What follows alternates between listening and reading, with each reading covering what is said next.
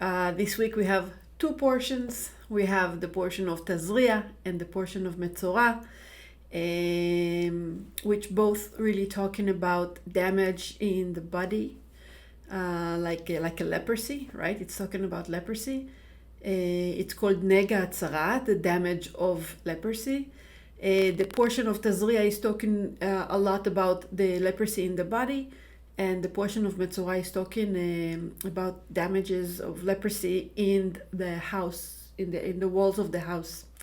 And if we really think about it, the Creator is dedicating two portions for leprosy. And you would think, like, what's the story with leprosy anyway? But if the Creator puts so much energy there, right, it means something.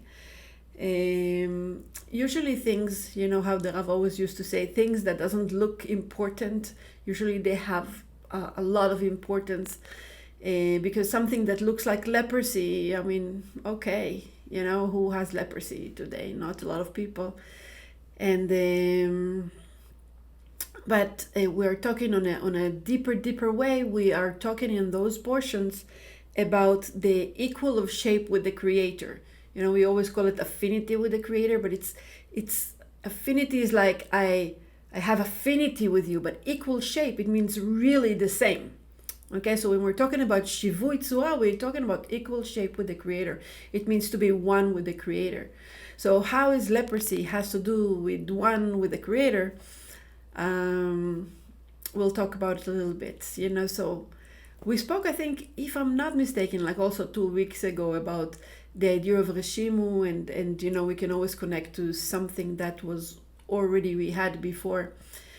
And there is something, and I'm sure you know about it already in Kabbalah, that called a addition of shape, because shape doesn't really change.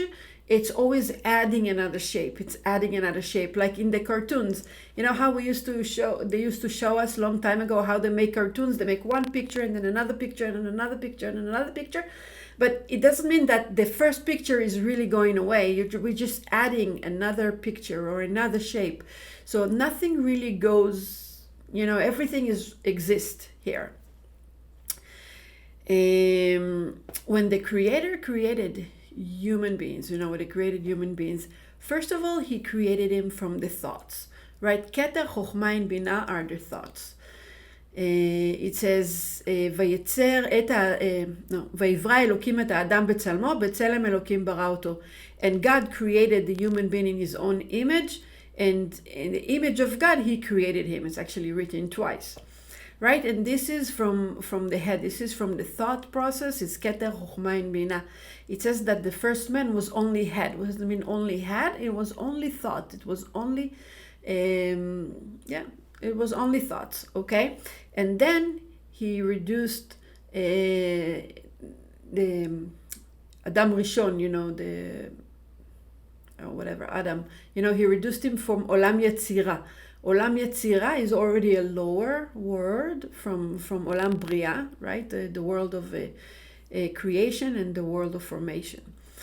And then it says, ויצר את האדם עפר מן האדמה, ויפח באפיו נשמת חיים. And he created the man from the dust of the earth, and he was blowing air into him, was blowing a living soul out of him. It means that already first he created him in his image, and then he puts life into him. Like he blew light, like to ruach, you know, he created a spirit within him. Is the Olam Yetzira, right? So he's already a lower world than Olam Bria.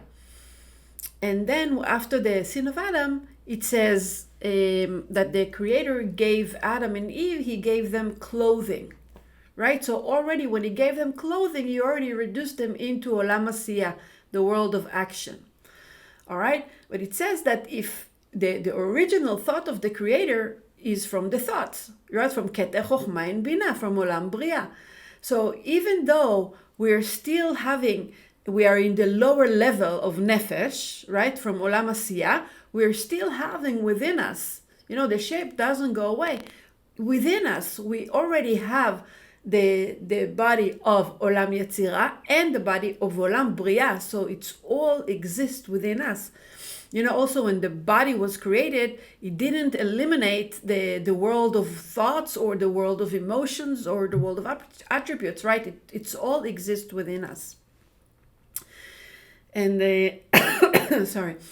So we're basically going from up to down, right? And when we heard it many times in different versions, the idea of the leprosy, is like leprosy coming from it says kilkul, it means the broken thoughts. Okay, and the broken thoughts, first of all, it starts with the thoughts, and then it goes, it's called ishtalshelut, it's going down all the way to action. So when it's already come to action, we are talking about, the whole portion is about lashon hara. It means not to talk bad about someone else, but talking bad about someone else, not coming because we feel like talking about someone else. It's not it's already a result, okay? It's a result of a broken thought.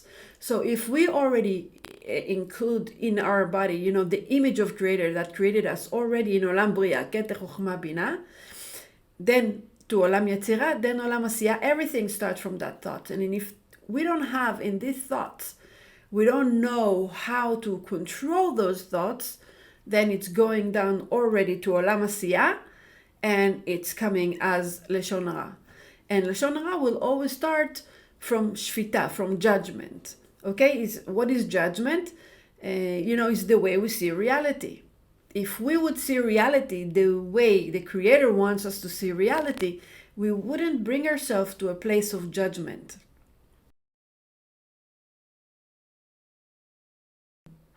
Each and every person is a whole world, and especially I can say, as someone who's even doing charts, and usually in the chart we go into past lives and we go to childhood.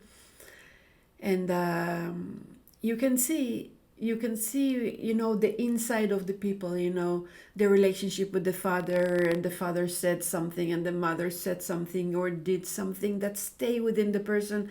And then the person from that moment on, serious, and it has nothing to do only with mom and dad, it can be a neighbor, it can be a teacher, it can be something from childhood that we already felt like a trauma from something. And all our life we're operating by this trauma. So sometimes a person can come and speak not nice to us, or angry, or doesn't give us what we think we deserve to receive from that person. And we're judging. It's so easy to judge. It's easy to judge because we see reality the way we want to see reality.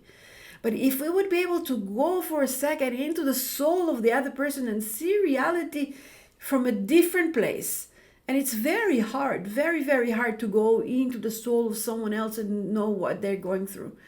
Most of us are good people. So every time we do something that looks to us as negative, it's because a person already have a whole trauma world and fears and phobias and and things that he's afraid or she's afraid of, or doesn't have enough courage to do things because of some trauma they have in the past. We, from our limited way of seeing life, we cannot really judge the other person. And it says in the Mishnah, right, it says that the healing for the body is silent. And we are not necessarily talking about silent of the mouth, which is eventually will come through this, but the silent of the thoughts, to come to a place. And I remember a long time ago we talked about it a lot, and then we stopped talking about it. The time that we're putting our thoughts into silence. We don't want to think about that. It says that that's the way of the negativity. The way of the negativity is to make us all day long, think about a lot of things and be busy and move from one thing to another, because the moment we are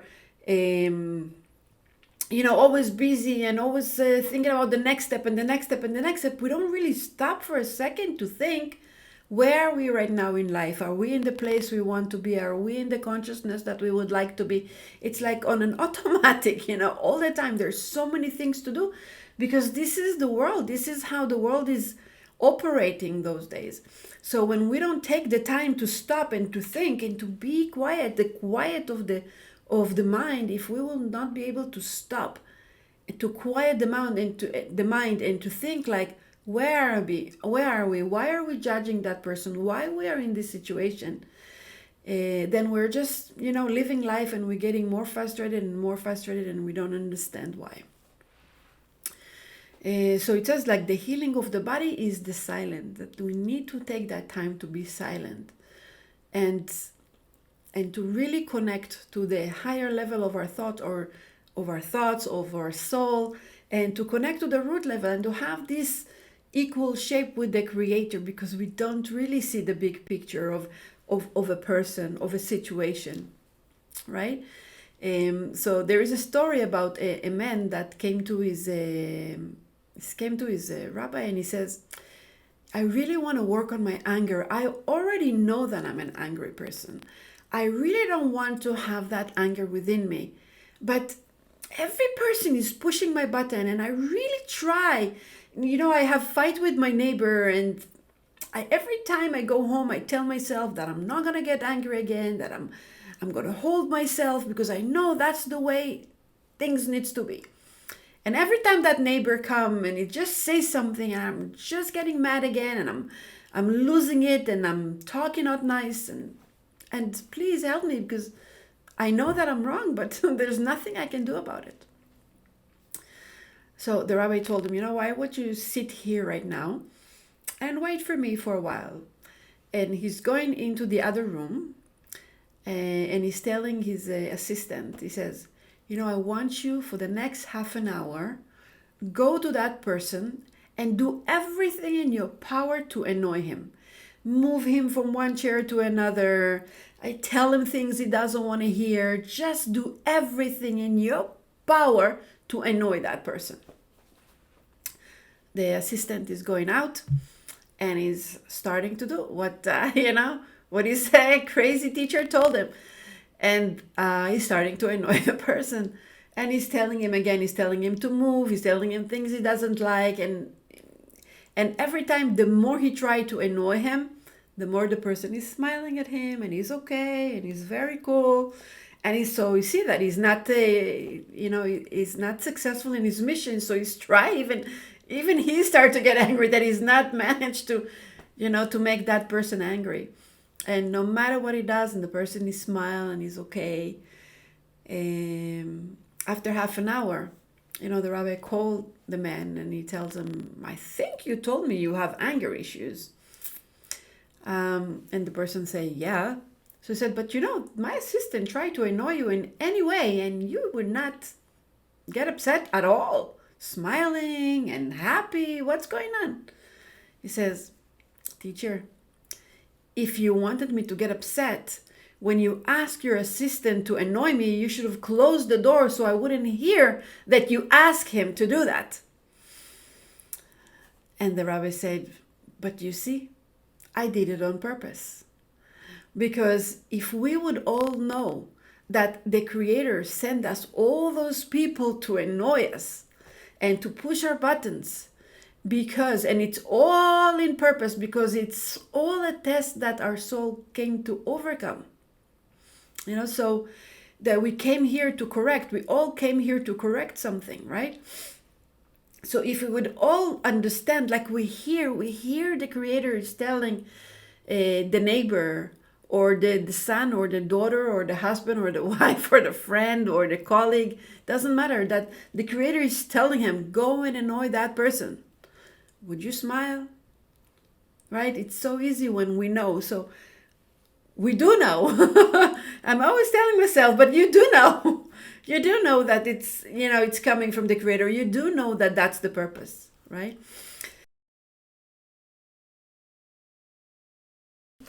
So in the time of Rabbi Akiva, there was it was not the king himself, but it was one of the,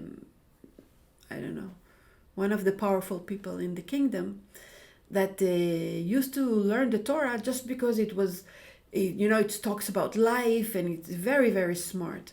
So he came to Rabbi Akiva, and he liked to argue with him about all kind of questions about the Torah. And he was asking Rabbi Akiva, tell me, Rabbi Akiva, whose action is more complete? The creator actions or the human being actions? And Rabbi Akiva, what would you think that Rabbi Akiva would say? Right? You would probably say, I thought so too, that the Rabbi Akiva, of course, he was a great Kabbalist. He would say, of course, the actions of the creator are more complete than human beings. But that's not what Rabbi Akiva said. Rabbi Akiva said that the human being action is more complete and is more perfect than the creator. So the guy was like, oh, come on, you just ruined it for me. I was sure you're going to say it's the creator, because then I would ask you why, if the everything of the creator is perfect and the creation of the creator is perfect, why do you need to do the circumcision and you need to take something from the body of a person? So the Rabbi Akiva said, if you go to the field and you take chita, the wheat, the wheat, that you bake bread with, and you pick it up from the field, can you eat it like that? And the person said, no. It means that you need to give it to a human being, and a human being, there's 10 melachot, there's 10 actions that you need to make from the moment you pick up the wheat until you actually have bread. There's 10 steps to do that. That's why when we do a motzi, there's 10 words, right? There's 10 words for each melacha, for each action that we are taking, from the moment we are taking the chita until we actually have bread. Long story short, what did I want to say? So human being, when you need a human being to take the wheat and to take water and to make flour and actually to bring the bread. So who's more complete? The creator only created the chita, only created the wheat, right? Or if you want to see a nice dress or a nice suit, you're not going to see a suit. The creator will give the cotton, from the sheep, and the man will create the fabric, and from the fabric you will create a suit. So who's more perfect, the creator or the man, right? And this is how the story in the Gemara finished. But then God forgive me, I forgot the name of the Kabbalist that elaborate on that story.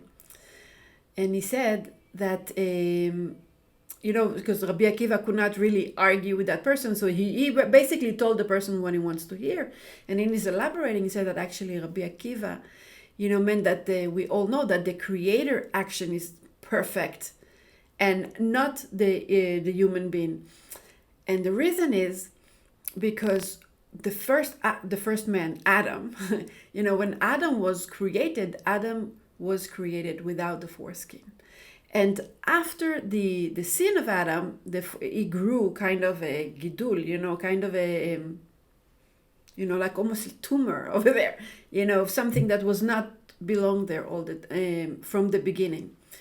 And if you know the time of Adam, and before he was cursed, when you went to the field and you had the wheat, it was not just the wheat that we know today, it was actually a loaf of bread. So you could go to the field and pick up from the field a loaf of bread. So when the creator created the world, he created it perfect. Okay, but the job of us is to correct. Because of the sin of Adam, today we need to do the circumcisions. Today we need to go to the field and do 10 steps until we can actually have bread. And by the way, it says that in the time of the redemption, things will come back to the same thing, that when you go to the field, you could have bread. And if you want to wear something, clothes was already been done to you. So we don't really have to make any effort. Today we need to make effort in Olam Asiyah, in the world of action. But remember, when Adam was created, he was created from thought. So everything only by the power of thought was already being given to us. The physicality was not limited at all. And why did I tell you that story? Is because, has to do with the story before. is that we all came here to correct.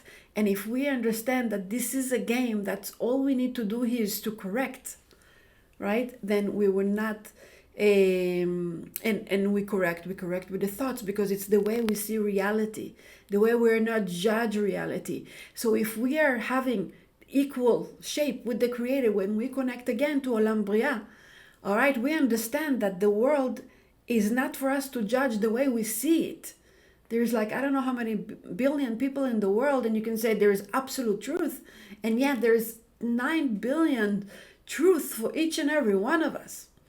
All right, so when we just know in our thoughts, because the way we see reality affects our thoughts. So it looks like the thoughts is the highest, but the way we see reality is above the thoughts, right? So the way we are agreed to see reality, that we don't really know, the bigger picture, and we cannot really judge other people, because that judgment create Lashon Hara, create the evil tongue, and the evil tongue is already a result of the way we see reality.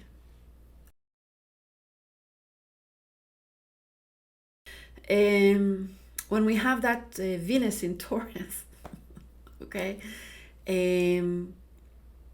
Venus is strong, Venus is in her own sign, so Venus feel valued. So if we want already to change the way we see reality, this is the time to do that. When Venus gives us the power to be strong, to know our value, to connect to our true desires, and very strong. Also, we are at the time of the Omer, so we don't start new things, but we can definitely think about, how to move on after. And again, it's a little tricky, because we don't really want to make plans today. We do go by Kabbalistic rules. But when Venus in Taurus, we don't have to make anything new. It's like almost like things already been opened up, for us, when Venus is in Taurus. And of course, if you have any planets in Taurus, as Venus is affecting those planets, it's going to be more for those of us who has either Taurus, Sun, or any other planet, okay? Another thing that is happening is that, again, today is the Sun in Aries, sextile Uranus.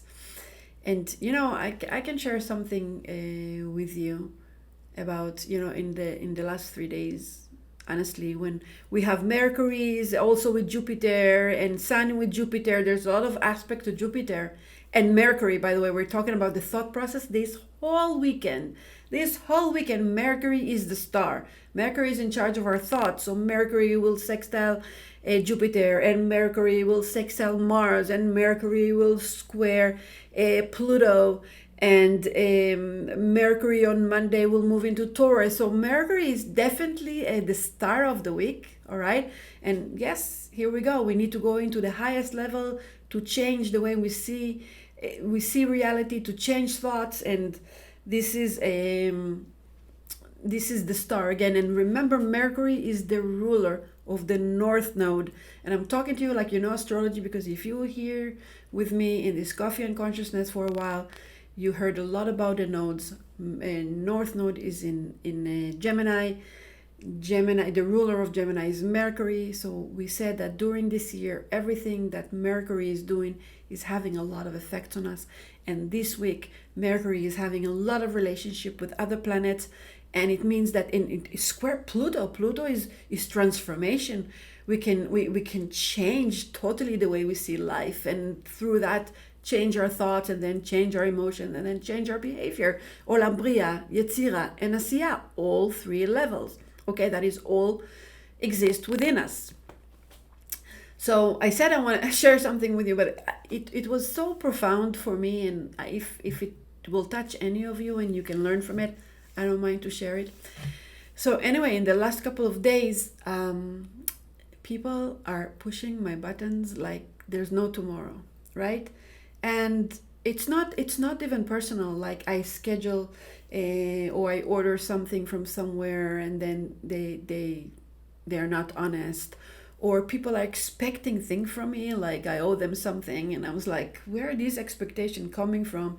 And no matter what I do is not good enough. You don't understand, like crazy. People dumping, I don't know, whatever they have on me, and and then I feel that I'm losing control. Now, not from a point of control, but it looks to me that I don't make decisions. I'm not in charge of my life anymore, because no matter what I do, there's always someone who's telling me, or a situation, doesn't have even to be a someone, but in my case, there were people and situation that it looks like dictates a lot of things about my life. And I start to feel anxiety, and I said to myself, what's going on in the sky right now? Like, let me see, like, what's going on? Why? And I said, Mom, just because I feel it means something happened in the sky, right? And anyway, I'm going and I see what I see there about Mercury, and it has nothing to do with people, and it has nothing to do with situation. Like, it was about to really change consciousness. All right, because it was not about, because I was trying to see why these specific things happened to me, but it can happen to each and every one of us in different versions. But for me, many times, because I always want to be a good person, and I always want to make everyone happy. And so sometimes, because I want it so much, people feel that they can tell me things or can behave in a certain ways. So all my lesson was that I really need to decide. And it's funny, because I talked to you about decisions for a few classes now, and I literally experienced it this week, and I'm happy I'm experiencing it, because I can share it with you, because we talk about it for a while, that all this Aquarius, because the sun in Aries is sextile Jupiter in Aquarius. Aquarius is make your own decision, independent decisions. The sun in Aries is a fight, right? I'm going to make my own decisions. And that's what I felt when they sextile together. It's like, oh my God, I'm not making decisions. Everything has been, decided for me by people, by situation, by everything. Who am I, and what is my values, and how do I even, in charge of my own life?